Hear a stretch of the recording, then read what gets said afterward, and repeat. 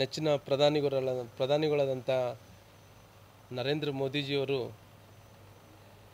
September 17ನೇ ತಾರೀಕಿಗೇನು ಹುಟ್ಟಿದಬ್ಬ ಆಚರಣೆಯನ್ನು ಎಲ್ಲ ಭಾರತೀಯ ಜನತಾ ಪಾರ್ಟಿಯ ಕಾರ್ಯಕರ್ತರು ಅವರ ಅಭಿಮಾನಿಗಳು ಏನು ಮಾಡ್ಕೊತಾ ಇದ್ದಾರೋ ಪ್ರಧಾನಮಂತ್ರಿಗಳು ಇವತ್ತು ಕರೆಯನ್ನು ಕೊಟ್ಟಿದ್ದಾರೆ.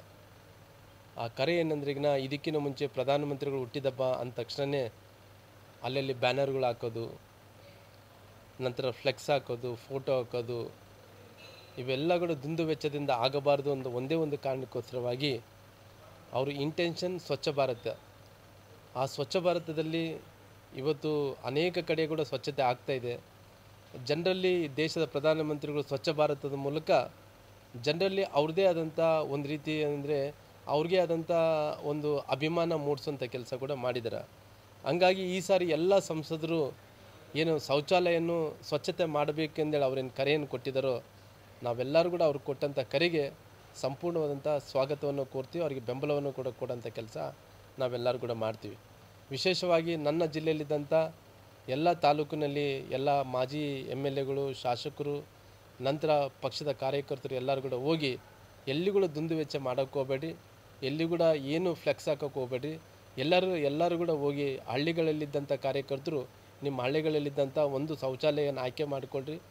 ನಾನು ಕೂಡ ಸಂಸದನಾಗಿ ನಾನು ಕೂಡ ಒಂದು ಶೌಚಾಲಯವನ್ನು ಆಯ್ಕೆ ಮಾಡ್ಕೊತೀನಿ.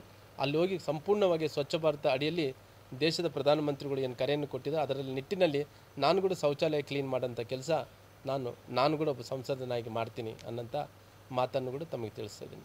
ರೀ, ದೇಶದ ಪ್ರಧಾನಮಂತ್ರಿಗಳು ಎಲ್ಲೇ ಏನೇ ನಿರ್ಧಾರ ತೊಗೊಂಡ್ರೆ ಕೂಡ ಕಟ್ಟಕಡೆ ಪ್ರಜೆ ಸಲುವಾಗಿ, ಕಟ್ಟಕಡೆ ಜನರ ಸಲುವಾಗಿ ತೊಗೊತಾ ಇದ್ದಾರೆ. ಅನೇಕ ಉದಾಹರಣೆಗಳು ನಮ್ಮ ಹತ್ರ ಇರೋ ಕಾರಣ ಹೌದು, ಶೌಚಾಲಯಕ್ಕೆ ಇವತ್ತಿದ್ದಂಥ ಪರಿಸ್ಥಿತಿಯಲ್ಲಿ ಅಲ್ಲಿ ಹೋಗಬೇಕಾದ್ರೆ ಕೂಡ ತ್ರಾಸಾಗುತ್ತೆ. ಅಂಥ ಟೈಮಲ್ಲಿ ದೇಶದ ಪ್ರಧಾನಮಂತ್ರಿಗಳು ಗ್ರಾಮಾಂತರ ಪ್ರದೇಶದಲ್ಲಿದ್ದಂಥ ಶೌಚಾಲಯ ಬಗ್ಗೆ ಅವರು ಬರ್ತ್ಡೇನ ಆಚರಣೆ ಮಾಡ್ಕೊಂಡಂಥ ಸಂದರ್ಭದಲ್ಲಿ ಅದ್ರ ಬಗ್ಗೆ ಯೋಚನೆಯನ್ನು ಮಾಡಿದ್ದಾರೆ ಅಂದ್ರೆ ಅವ್ರ ಕಲ್ಪನೆ ಏನಿರ್ಬೋದು ಅಂತೇಳಿ ಒಂದು ಸಾರಿ ಯೋಚನೆ ಮಾಡಿ.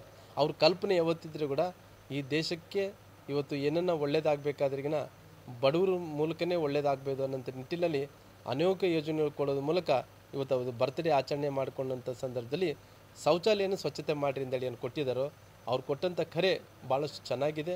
ಅವರು ತೊಗೊಂಡಂಥ ನಿರ್ಧಾರ ಒಂದು ರೀತಿ ಜನರಿಗೆ ಒಂದು ರೀತಿ ಮೈ ತುಂಬಂಥ ಒಂದು ನಿರ್ಧಾರವನ್ನು ತೊಗೊಂಡಿದ್ದಾರೆ.